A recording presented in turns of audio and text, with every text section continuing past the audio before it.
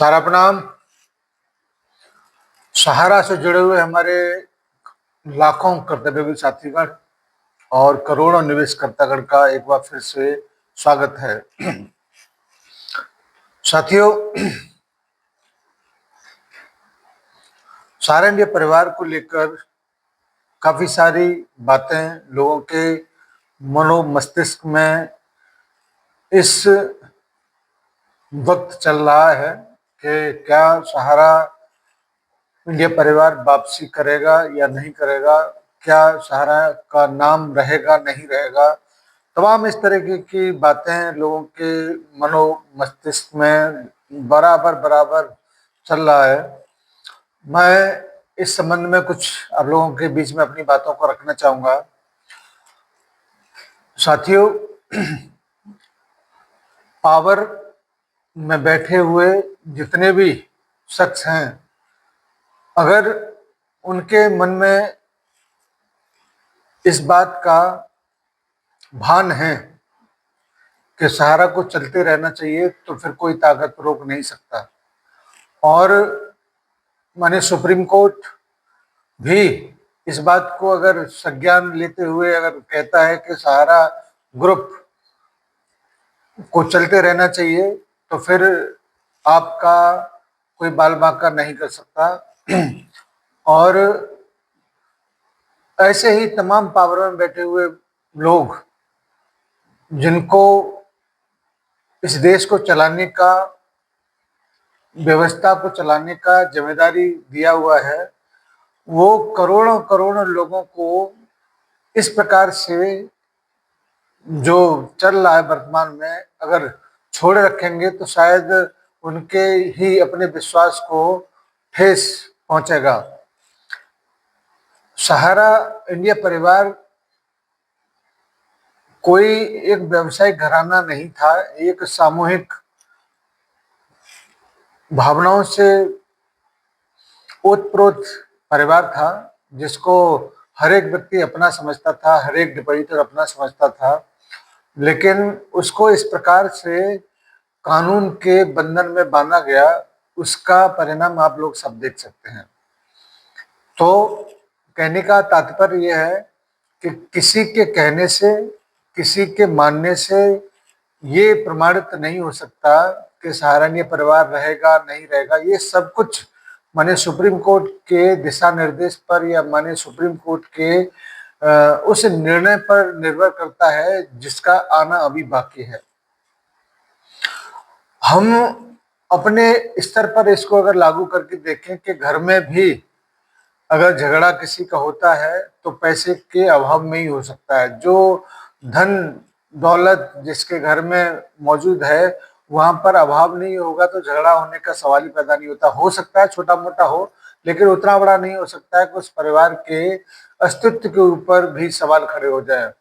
अगर सहारा इंडिया परिवार के अस्तित्व के ऊपर अगर सवाल खड़ा हुआ है तो इसमें धन अभाव का सबसे बड़ा रोल है, क्योंकि आज के भौतिकवाद वाले युग में धन से ही सब कुछ चलता है, पूरी व्यवस्थाएं चलती हैं और सब कुछ नेगेटिव पॉजिटिव उसी से बनता बिगड़ता है।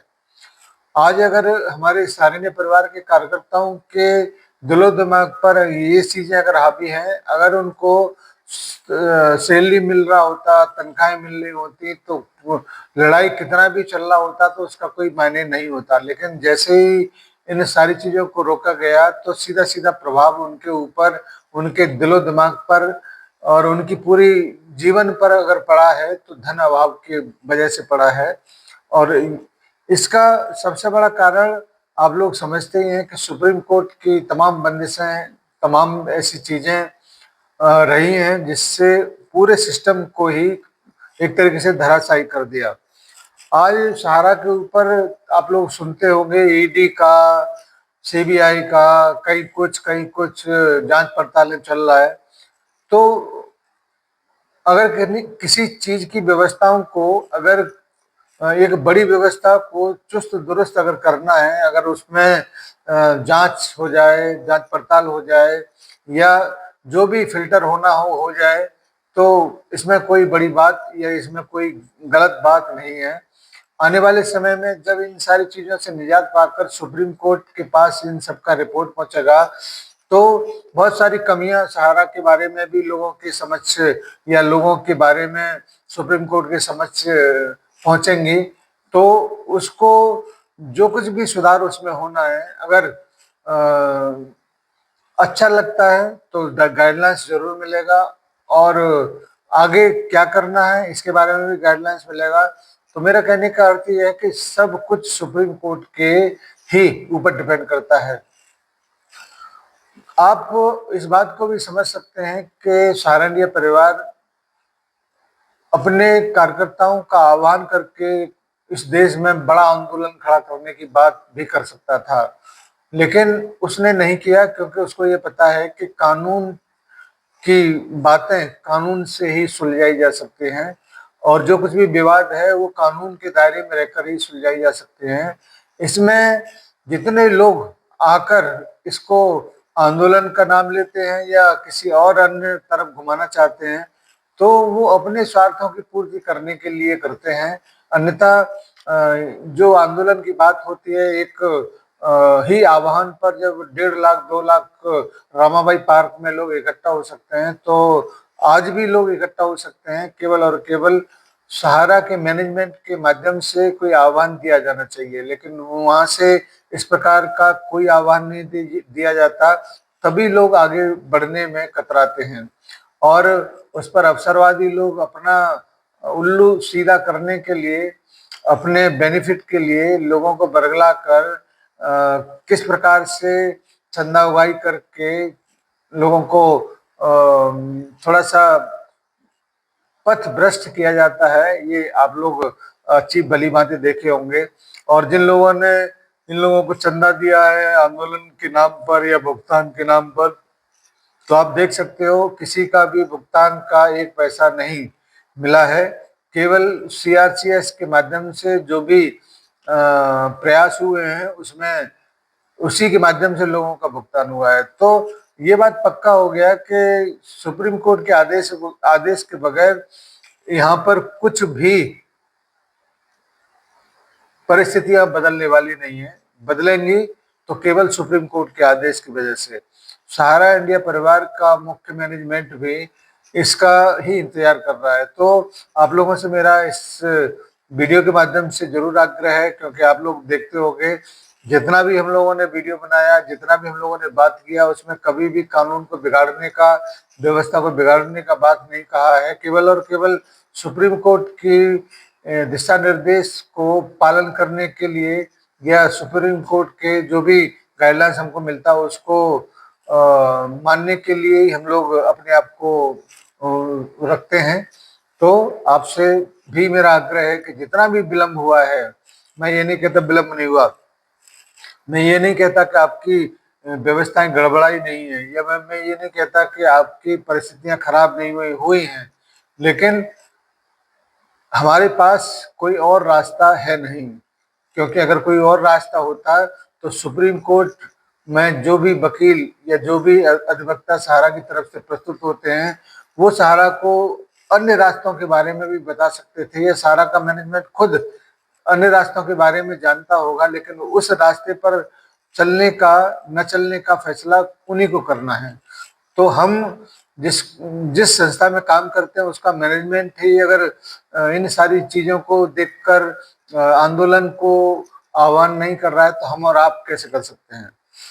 साथियों, जल्दी ही कुछ नए अपडेट मिलेंगे, क्योंकि अभी 26 तारीख को, शायद 26 अप्रैल को माननीय सुप्रीम कोर्ट में पिनक पानी मोहंती जी के केस का एक अपडेट मिला है कि वहाँ पर डेट मिल रहा है, वो कंप्यूटर जनित है।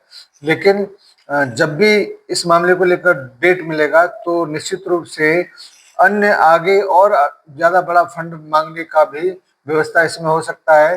तो जब तक सुप्रीम कोर्ट में सहारा और सेबी का विवाद का सुनवाई नहीं हो रहा है, तो पोर्टल पर जो लोग भी डिमांड करते हैं या जो भी काम कर रहे हैं उसको निरंतरता के साथ किया जाए, और सहारा के डिपोजिटर जो अभी डिमांड कर रहे हैं या उनका अंडर प्रोसेस में आ रहा है उसको भुगतान कराने का प्रयास किया जाए।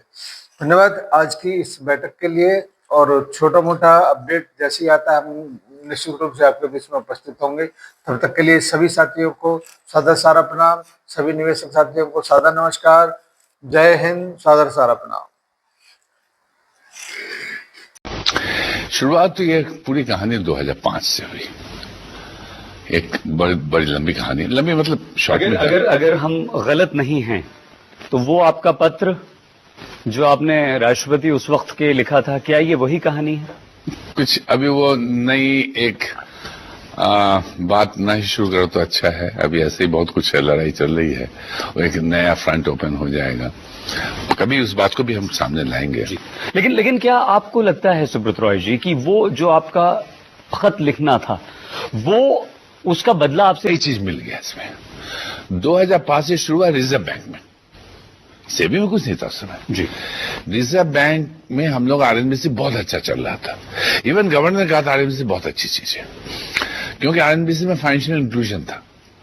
हम लोग गरीब लोग, मतलब बहुत अच्छा योजना था, बहुत अच्छी तरह चल रही थी। 2008 में लाके इन लोगों ने हमें बड़ा गलत तरीके से, एकदम फिल्मी तरीके से प्रोहिबिशन ऑर्डर डाल दिया। प्रोहिबिट ऑर्डर मतलब पूरे हिंदुस्तान में फैला, मतलब मीडिया में जानता है, और ये होता है जब तुरंत बंद करो सबका पेमेंट कर दो, ये होता है प्रोहिबिट ऑर्डर।